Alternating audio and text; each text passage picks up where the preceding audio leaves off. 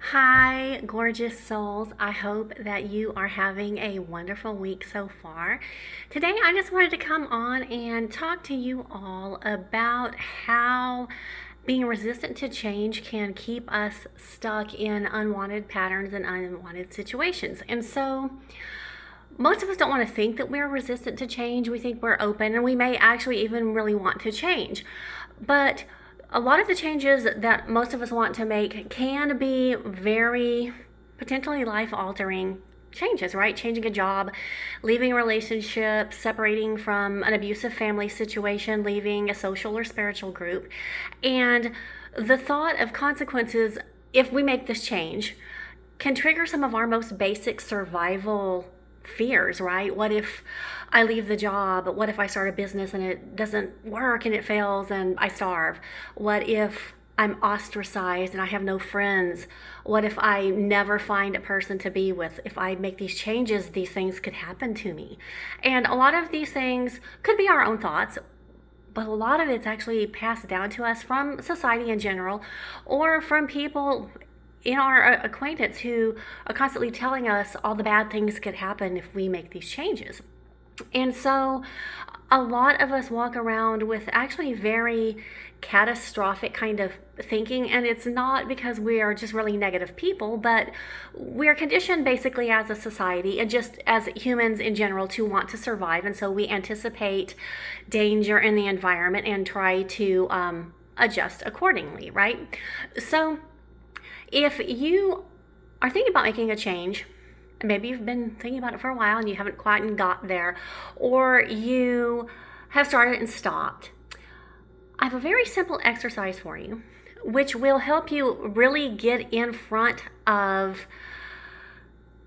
what your thinking is, where it comes from, and how are you believing in the possibilities to make these changes and have a positive outcome. So a good way to do this is get some paper and something to write with, or you can use your phone or tablet or whatever works for you. And either write down or think of whatever major change it is that you have been wanting to make. And so for simplicity's sake, you can just make a bad column and a good column, okay? And so because we're wired to think of all the bad things first and all the reasons why not, let's go ahead and start there. So in the bad column, go ahead and write down every catastrophe, every possible thing that you think could happen, that somebody told you could happen, that the news said would happen based on the economy, everything that you've read, anything that you have this fear of that is bad that could happen if you take action, okay? So as you do this, start noticing what's coming up in your mind. Are there certain people's faces? Certain scenes from the past of some traumatic or scary or embarrassing event that reinforced this fear in you? How are you feeling in your body?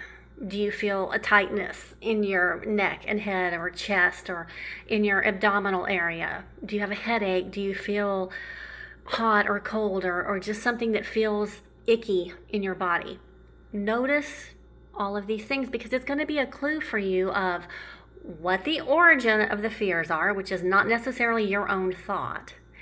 And you can start getting a feel for how this is affecting you physically. And for those of you who do have more challenge feeling how something is in your body, you probably just may have a general sensation of something feels off. So just go ahead and take note of that mentally. If you can write it down, that's helpful too, because you can go back later and see there's a pattern. These things are kind of related to a certain person or a certain situation, and these things trigger a certain response in my body that makes me feel bad. So go ahead and do that. It doesn't have to be a long drawn out thing. And once you do that, just start looking back at it for a minute and assess how much of this is really coming from you. How much of it do you actually believe, and how much of it have you accepted because someone that you perceive as an authority has told you that this bad thing is either inevitable or it's more likely than any other good outcome. Just start thinking about that. Keep that kind of in the back of your mind, but let's not dwell there. Okay, so let's move on to the good side. And there is a good potential for any change you make. And if you didn't believe there wasn't, you wouldn't be contemplating making a change, right? So for this part of the exercise, we're not going to worry about the how is this going to happen, not getting down in the weeds about that. We're not going to focus on the good thing could happen, but there's no, but. We left the buts in the bad side. So right now we're just going to focus on the possible good outcomes. And you've had good outcomes in your life with something, with at least one thing, you have made some kind of a change and it actually ended up being okay. And you've doubtless seen stories and heard testimonies and probably even know people who made scary changes and it came out okay for them. So you know it is possible. If a bad outcome is possible, a good outcome is also possible. So go ahead and write these good things down. And as you do that, kind of go through the same process of what comes up for you when you think about the good things. Was it something encouraging that somebody told you? Was it a good story that you heard? Was it your own good experience that reinforced that good things could happen? Take note of this and also take note of how you feel in your body. When you're thinking about the possible good outcome, I could leave this awful job and start a business and it could succeed. I could get out of this abusive relationship and meet the perfect person and live happily ever after. I could leave this social spiritual group and find a group of healthy people who resonate with what I believe and where I'm going and who support me. So as you think of the good things, think of the same way. How does that feel? Do you feel relaxed? Do you find yourself kind of smiling while you're thinking about it? Do you feel hopeful? Think about where this is coming from. Think about, are you agreeing with this? And the chances are probably that you actually agree more realistically within yourself. You actually probably hold the good beliefs stronger than all of the bad beliefs that you got from wherever that make you feel horrible in your body and in your mind. So again, this doesn't have to be a long thing. Go ahead and list the good things. And when you're done with this, look back over your list. And if you are a person who your good outweighs the bad, that is awesome. That's where we all want to start getting to, where we rewire our minds to start seeing the possibility of the good. If you're among many of us who have a few more negatives outweighing the positives, that's fine. Don't beat yourself up about, I'm so negative, I'm so lazy, I'm so whatever. Set that aside.